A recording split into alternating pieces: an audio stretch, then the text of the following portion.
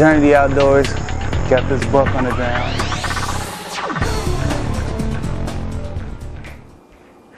Hey guys, Dave here. Got a tip for you guys. This is on my hunting bag, my gear bag. I've been getting a lot of messages, people asking me, hey Dave, how are you being so successful? What do you use to be so successful?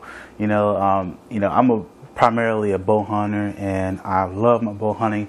So this is pretty much directed towards bow hunters. I'll do another video on what I use for gun hunters, and it's a lot less things. Most bow hunters know you don't need that much when you're going gun hunting, just your gun and pretty much a few other things. But I'll do another video on that and let you guys know how that is.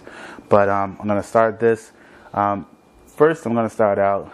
I cannot say enough about this. This is deer dander from Fitzgerald, Team Fitzgerald. You've probably seen them on TV before.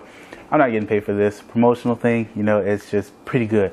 It's a good product, and I'm just about the outdoorsman in general and the sportsman in general, and just letting them know how to be more successful. This stuff, I've used this tons and tons of times.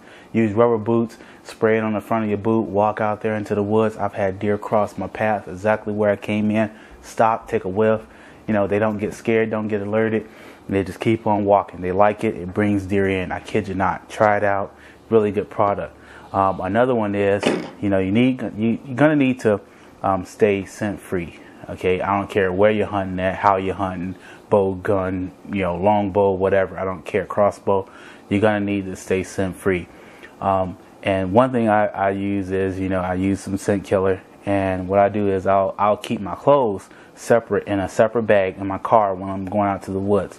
When I get there, throw them on the fence, spray them down real quick, and that'll make sure that I don't have any scent there. I'm a scent freak, so I make sure there is no scent nowhere. One other tip is you can throw some garbage bags over your seat, over your car seat. So when you drive, you're sitting on your garbage bags, and that's keeping scent out of your car. It'll reduce it. It won't take all of it out, but if you're smoking in the car, it don't make no difference. But if you'll reduce it by throwing bags over your seat, keep your scent off of your fabric, off of your hunting clothes. So other thing is you're gonna need some antlers. Okay, I don't care. If you're doing the rut, hey, you're gonna need some antlers. It just works. Depending on your area, how many bucks you have to doe, whatever your buck to doe ratio is, you're gonna need antlers. I have a medium-sized antler here, but it has nice mass, which is the main thing that you want to look for when you get antlers. Not so much the size, because you may have a little room in your bag, but just mass, because it'll give you a nice clinging sound. It'll give you a lot louder clinging sound, and deer love that. But use that. Then I have my grunt call. You just throw your grunt call in there. It's a true talker. I have several other different grunt calls, but what you want is, depending on the kind of deer that you're looking for in your area, if you have a lot of small bucks, you can use a smaller diameter call, and just as long as the diameter is small, it'll sound like a small little deer. But larger diameter, if you're looking for, you got a massive buck in your area, then you want to use a deeper tone, because it's going to be a heavier buck.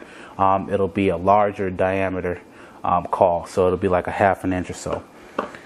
Also, what you want to use is, if you're a bow hunter, you're going to need this, obviously, or mostly tree stand hunter in general. You're going to need a rope. Okay, and what you want to do for that is, I hunt really, really, really, really high. I'm talking about like 25, 23, 24 feet. I'm over 20 feet at all times. And safety first. Get your tree stand harness. Make sure you have that on you. You're not gonna fall out. Just make sure. But I'll most ropes are only 20 feet long. Go ahead and get your 20-foot rope. Throw 5 foot of rope on there plus, so you'll know when you get exactly to 25 feet. I don't normally hunt over 25, but just in case, just get you some rope. That way you're not lifting up your tree stand and it becomes unsafe once you get up to 20 feet. You're holding your bag on your bag, and your gear is dangling on your tree stand rope. So just make sure you do that. That'll save you a lot of problems. Then also, you're gonna need this is something you cannot go without. This is like one of the most first things you should have in your bag is a rangefinder. You need a rangefinder. It's got a Bushnell here, 450. You know, it's just a general rangefinder, and you know, around Christmas time you can get them about $150, $120, $30, whatever. Search in your ads and you can find that. I use it, but if you out shooting a lot, then you may not need as much. You'll be able to know what's within 20 yards, within 30 yards, and what's your maximum. But you know, get that, get out there. That's the first thing you should be doing when you get in the tree stand in a new area. If you don't know the distances, is mark your distances. Make sure you get a good, clean shot. There's too many anti-hunters that's looking for videos, you know, that are just doing things that are not pro hunting, really kind of like, you know, shooting things that you shouldn't be shooting and stuff like that. But, you know, just make sure our sport is protected. Make sure you have a good, clean harvest. I'm telling you, just do that, guys, you know, just for our sports, not outdoors in general. Go ahead and get you some gloves. Throw you some disposable gloves in there. Take about 20 of them and throw them in one glove. That way you'll have them in there. You don't have to worry about it. Throw that in there. You have a little flashlight. If you need to get in the woods, you know, quietly, you know, a little small flashlight will work a lot better than a spotlight, you know, depending on what you're doing. But, you know, you can get in there and with a little flashlight, just in case you need to, you know, see while you're getting in the tree stand. You may see a buck that's 100 yards and you'll say, oh, well, I don't need a light. I don't need a light because, you know, I'll just walk out in the dark. But if you see a buck that's 100 yards out and the light is, you know, the sun is going down and you want to wait for him, once it gets pitch black dark, you can't see. Okay, so just for safety reasons, so, you know, everybody's safe in the outdoors, get your little flashlight so everybody can see it. It's a Krypton, you know, they can see those things a mile away. Second thing is your release. You want to make sure you have, I throw a second release in there, you know, just in case I get up there in the tree stand, I'm up there, I'm comfortable, you know, and somehow I drop my strap, you know, I drop my release, it goes on the ground. Hey, I'm not going to worry about it because I got a second one in my bag. I don't have to get down. It's happened before. Trust me, it's happened before. Save yourself time, save yourself make yourself a successful hunter. You know, that'll save you a hunt by going out there, not having to get down, you know, to go and get your release because you dropped it out of the stand.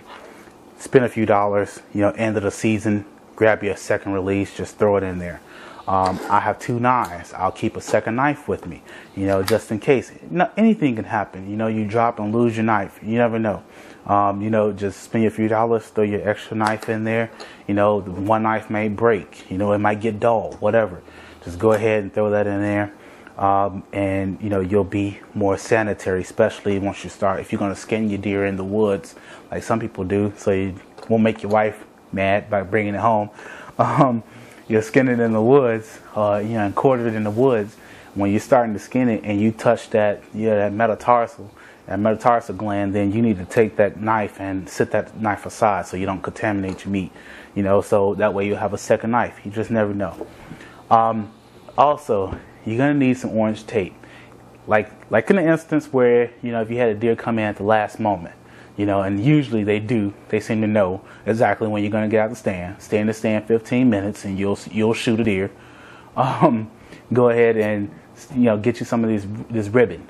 He may run off, you know, if you're not using the right broadheads, he may run off, you know, 80 yards, 100 yards somewhere, you know, and duck off into some woods, and you need to track him, you know, and then you go ahead and mark your area as you go into there. So once you're tracking him, you can throw up flaggers and see where you got blood at. That way you can kind of see a trail on where he was running. That way you won't get lost also in the woods. You know where you get back to your tree stand. That's just a safety reason. Go ahead and, you know, throw that in there. 50 cents to $1, maybe $1.50. Throw that in your bag. Hey, I'm telling you, it'll save you time. Last thing on calls. Hey, I can't say enough about this too. Primo's call, the can call. This thing works marvelous, marvelous, marvelous. It pulls in a lot of does. If you're looking for meat, you know, just the meat, go ahead and bump this call. You'll get a doe come in. I'm telling you, it just works marvelous on does. I've harvested many does off of it. It'll bring in bucks, but mostly, you know, it'll bring in does and check it out and see what's going on. They'll too will think, you know, dominance in the area, and they'll come and see if it's another doe trying to push them out of the area. So, you know, go ahead and use that, and it works. But as you can see, I get all this in a bag, you know, in a little book bag, and I got this in my gear bag, ready to go. Got everything, don't have to worry about anything. So that's just one of the things I want to tell you here. Journey to the Outdoors, just check it out, use it, make sure you have these things, and you too will be a successful hunter. And that's what it's all about.